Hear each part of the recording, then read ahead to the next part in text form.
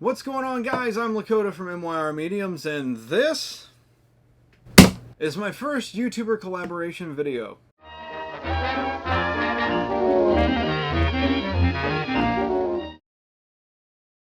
Hello, and welcome to another episode of MYR Mediums. Is it an art channel? Is it a vlog channel? Is it an ASMR channel? Who even knows? It's just a convoluted melting pot at this point. What I can tell you is that today's video is going to be muy caliente, which means very good in Hawaiian. Today I am joined by a very special guest, Lern the Conjurer from Conjuring Canvases. If you enjoy spooky fun and art, then you are in for a treat, because that is exactly what we are about to deliver into your eye and ear holes with your express written consent. So not only is this a video collaboration, but it is also an art collaboration. I will be starting a canvas and then sending it 14 hours away for her to finish it. I was struggling to figure out what exactly I wanted to paint, but it is a beautiful stormy night out, and that got me thinking about what could be lurking in storm drains, so I landed on one of my favorite topics, Stephen King. As I've said probably 1,000 times on my channel, I am a huge Stephen King fan, and my favorite book by Stephen King is It. Actually, I don't know. It's kind of a toss-up between It and Desperation. But that's besides the point, because I'm not doing a Desperation painting. I'm doing an It painting. And I figured this could go one of two ways. Either I could start an It painting and have Lern finish it up by incorporating her favorite story and just have a mashup going on. Or she could just finish out my painting in her style. Either way, I'm excited to see how this turns out. And I hope that you are too. Let's begin.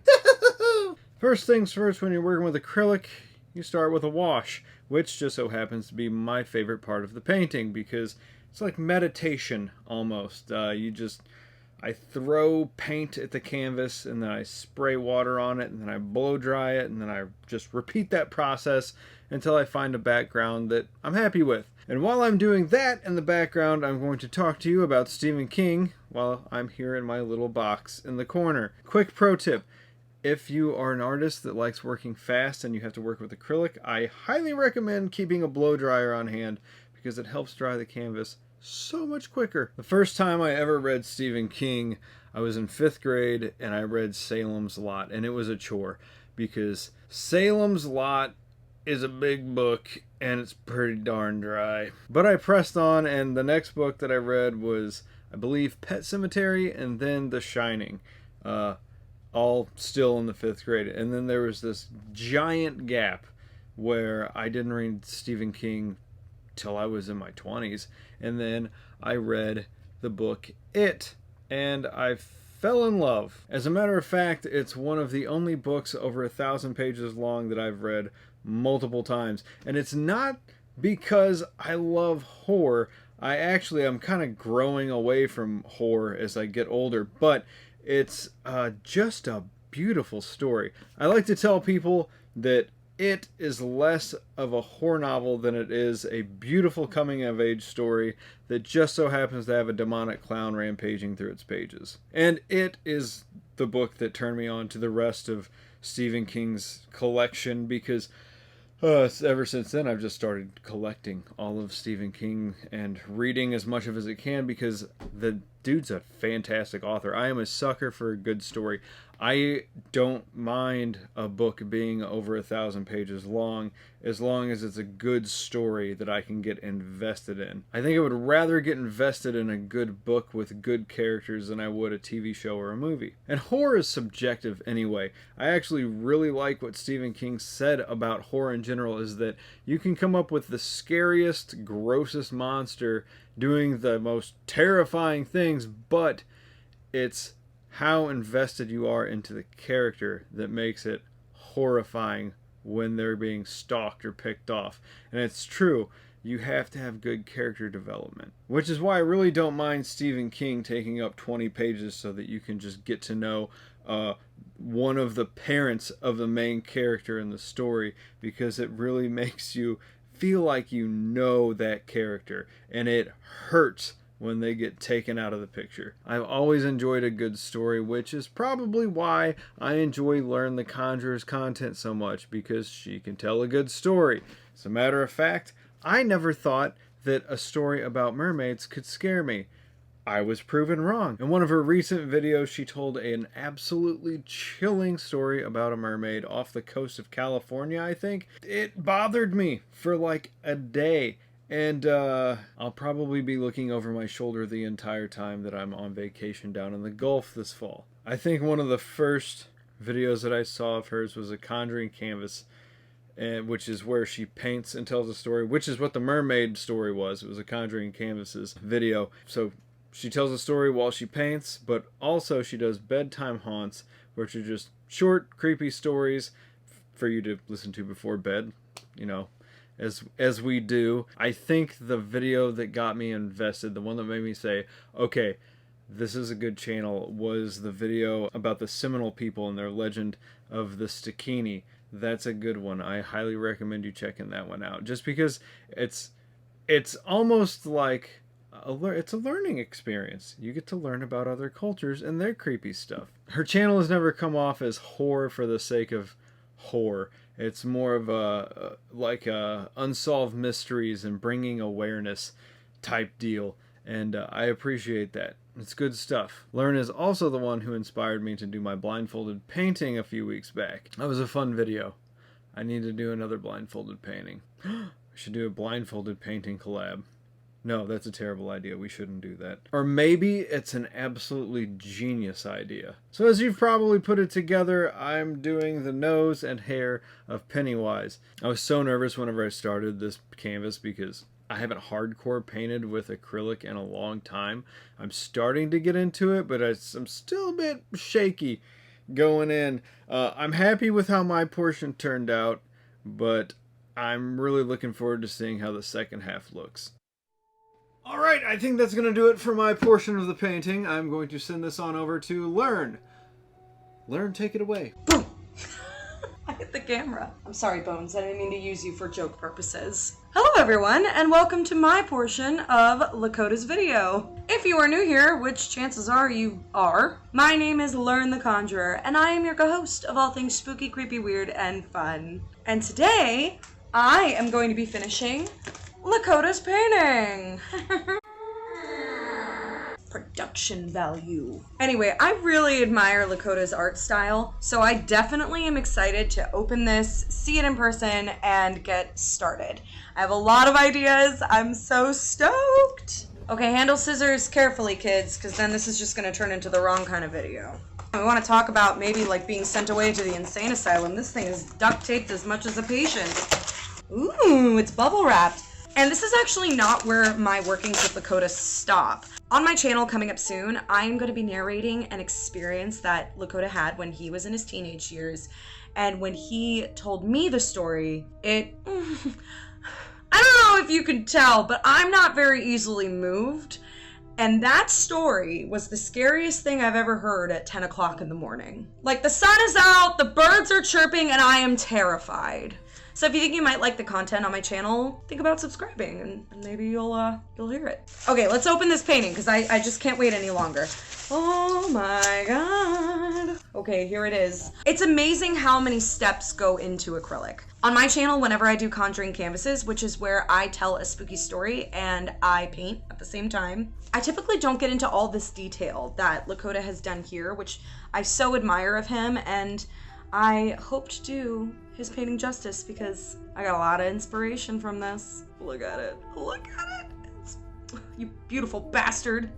All right, I'm gonna grab my easel and we're gonna get this started. I open paints like I'm 5. So very clearly, Lakota has a very big love for Stephen King, and he obviously used the subject of Pennywise from It in summer camp. You know how like kids would like play those games when we were outside, and everyone had their own like weird rendition of something like Aliens versus Cops or something like that. Well, we played, maybe, did anyone else play Aliens and Cops, or am I just the only weirdo? Well, anyway, we would play It. So one of us would be Pennywise, but we would always say that you were It. So anyway, whoever wasn't Pennywise, like, you were basically like running around and trying to get away from Pennywise. It was, it was a whole thing. I had some really fond memories of being a child, really wholesome games, stuff like that. But I didn't actually read the book until I was like into my 20s. But I read books such as Pet Sematary, The Shining for sure. I will admit it took me a very long time to finish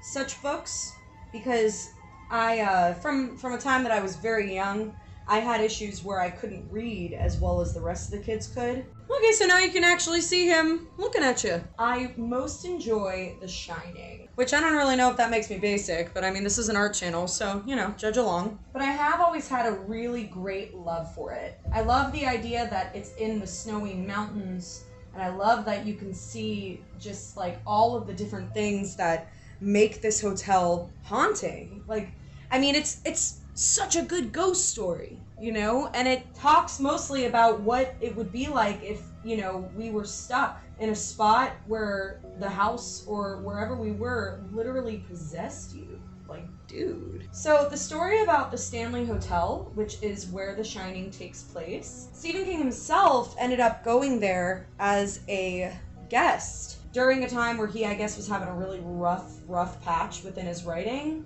Remarkably, Stephen King was actually making poor money when he was making such creations that we know and love today. These teeth are funny. Imagine if McDonald's just decided to totally change Ronald. So yeah, basically, Stephen King, down on his luck, he decides to retreat over towards the Stanley Hotel. He was also kind of going through it mentally. So in his mind, he thought, if I just go out to a totally different area where no one can find me, perhaps then, I can get back on the horse. So he stays in this hotel for a significantly long amount of time and ends up writing The Shining because he claimed that the hotel gave him the inspiration he needed in order to write the creation. I don't know if y'all know this, and maybe you don't, but a lot of history has happened at the Stanley Hotel, and one thing we know about history is that it leaves its mark, and sometimes leaves ghosts. So anyway, there are actually several different types of experiences that people have reported at the Stanley Hotel. The Stanley Hotel holds its actual own paranormal investigation tour, as well as just a general ghost tour for its guests to experience. From what I understand, there are a lot of published reports out there from people who have claimed to see something on the tours, and even in their own rooms or different parts of the hotel itself. The hotel was built in the 1800s, and it was used for several things outside of its original purpose, such as a hospital for the sick and injured military folk that were out during that time of World War II. And anyway, depending on what room you're staying in, there's a whole story to go along with it. And if you do, in fact, have an experience while you're staying at the Stanley Hotel, you are encouraged by staff to go to its annex to record your experience.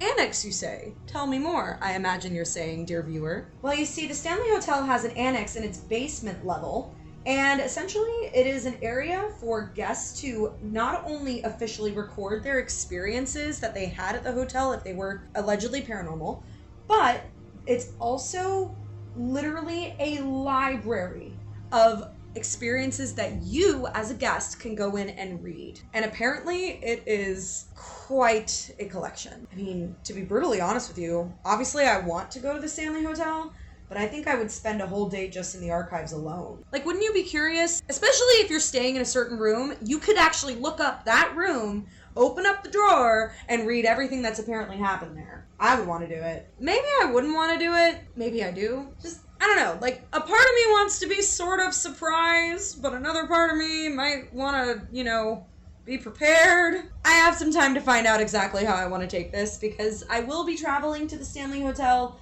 more than likely next year. Fun fact, you can actually stay in the room that Stephen King stayed in while he was writing The Shining, but of course, I'm sure there's a ridiculous premium on top of it. If I had enough money, I would do it. But as you can imagine, that's not the only room of interest at the hotel, nor is it just the only place in the hotel that people find interesting to happen. Stephen King's typewriter, not the actual one that he wrote The Shining on, but his one of his, at least, typewriters, is in the lobby of the Stanley Hotel as a way for you to just see it. It's a nice little piece of memorabilia, but you are not allowed to touch it. Do you want to guess who touched it? Do you want to take another guess for who says I should just touch it anyway, even though I kind of don't want to? I mean, listen, I want to. Listen, that's history. Anyway, coincidentally, the typewriter is actually in between these two staircases that apparently lead up to certain haunted parts of the hotel. I mean, really, every part of it is haunted, apparently. But anyway, people claim that there is a vortex in between those staircases. So people claim like that they do EVP monitors or they can feel a lot of energy. You know, it's just crazy. It's wild. He looks hysterical. So when I go, I am definitely going to take all the tours and read all the things and give my best sum up of what I thought the hotel actually gave as far as an experience goes. But ultimately, the Stanley Hotel serves as such a lovely piece of our history, as well as it's kind of stuck in its own time. The one thing I won't do, which some people have definitely done, is use a spirit or Ouija board in the process of having to summon a spirit or trying to contact one. Nay. I just feel like I like my life and I don't want to try to ruin it in any way. Right? All right. All finished. There's our version of Pennywise. And when I mean our, I mean Lakota's beautiful base creation and then my covering of it. I just think he's so funny. I cannot wait to put this up on my art wall and then also happily showcase him in my home for Halloween. Anyway, if you like this video, I do hope that you consider subscribing to my channel as well as Lakota's if you haven't already. Because after all, on my channel, the spooky fun content never ever stops. Thank you so much for joining me. And before I let you go, remember the rules of conjuring. Never play alone, never play in a graveyard, and always say goodbye. Goodbye, ghosties and ghoulies. Take it away, Lakota. Alright guys, well that's going to do it for today's video. I hope that you enjoyed it, and if you did, please remember to like, comment, and subscribe to both of our channels. We would sincerely appreciate it. I mean, that is the goal, right? Get famous on YouTube and make that money. For real though, make sure that you check out Lern's channel, Lern the Conjurer, right here on YouTube. She's got all kinds of stuff. Conjuring canvases, art, travel, crafts, spooky stories. What more could you ask for? Go subscribe! I'll catch you on the flip side.